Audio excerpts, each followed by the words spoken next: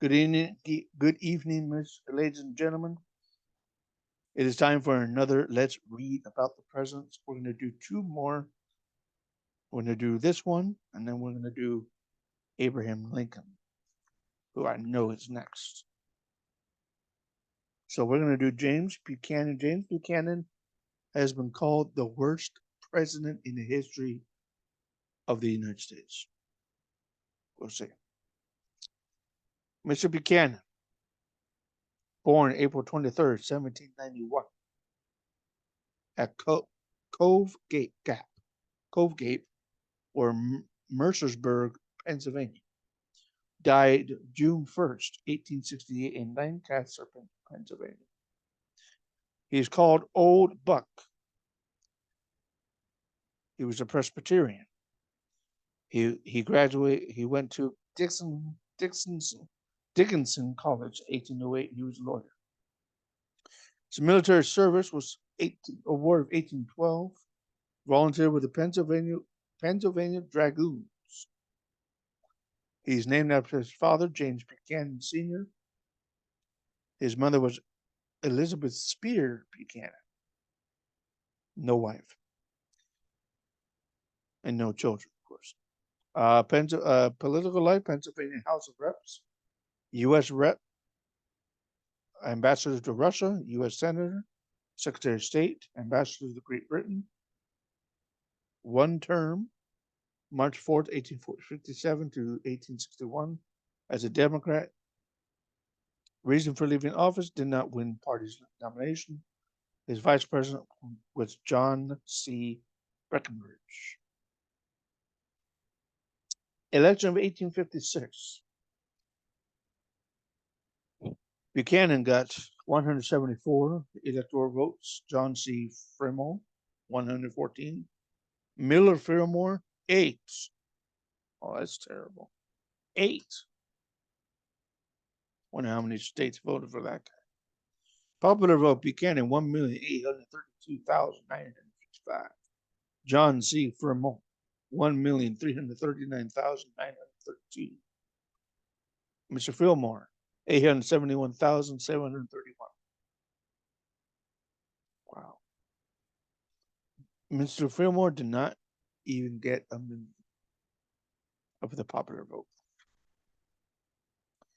The cabinet under James Buchanan includes Lewis Cass, Secretary of State, Jeremy S. Black, also Secretary of State, Secretary of the Treasury, Howell Cobb, Philip F. Thomas, and John Ditz for 3 months.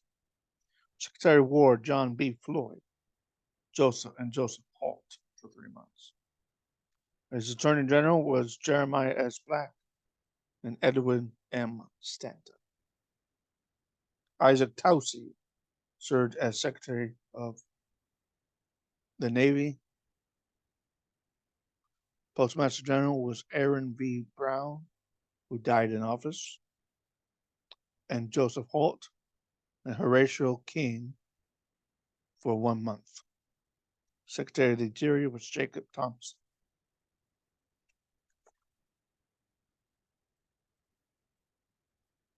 Did we know that Buchanan is the only bachelor president in American history? Yes. When the Prince of Wales visited the White House in 1860, his entourage was so extensive that the president was forced out of his bedroom and slept in the hall. Ouch. Ouch. Whoops. His Supreme Court appointment was Nathan Clifford.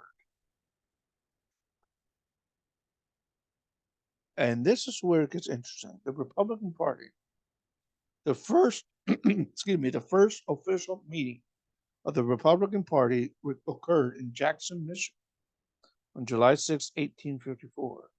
Its membership consisted of former Whigs and those opposed to slavery, including Free Soilers and Know Nothings. New York Senator William Seward and publisher Thurlow Weed were among the early leaders. In 1856, they ran their first presidential candidate, John C. Fremont. Oh, okay. All right. State of the Union under James Buchanan. U.S. population in 1857, 31,443,321.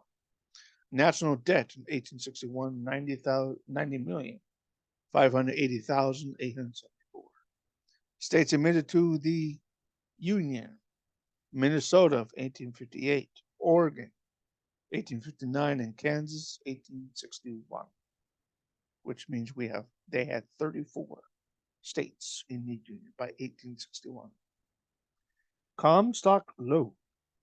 The Comstock Lode was the richest silver deposit found on U.S. soil. First, gold was discovered in 1859 by two miners, and a third miner, Henry Comstock, managed to convince them that they were on his land.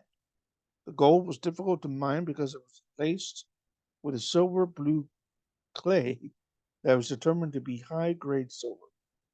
The mining towns of California were abandoned as men headed east to Nevada, where Virginia City became a boom town. Eventually, $300 million in silver would be mined from the area. James Buchanan was the first president to send a transatlantic telegram. The Dred Scott decision. Dred Scott, a slave, was owned by an army doctor who took him to the various posts he was assigned, some of which were in northern territories. When his owner died in 1846, Dred Scott attempted to buy his freedom from the widow, but she refused. So a few months later, with help from the slavery opponents, Dred Scott brought his suit against his owner in St. Louis. A succession of trials ensued, followed by appeals that ended with the U.S. Supreme Court ruling in March 1857. Chief Justice Roger Taney declared that Scott had no right to bring his case to court since slaves were not citizens and so held no rights. Furthermore, Taney argued that the Missouri Compromise was unconstitutional since it barred citizens from taking the property anywhere they wished to settle. Abolitionists could scarcely believe the ruling and understood it had set back the cause immeasurably.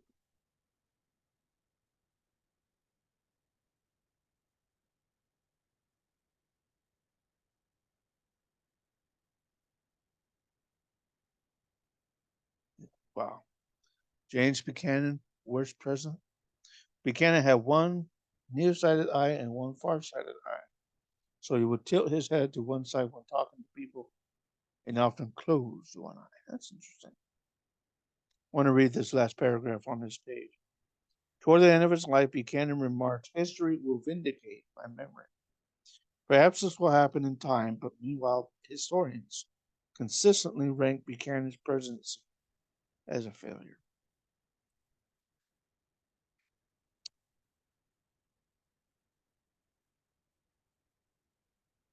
Get prepared for the next one.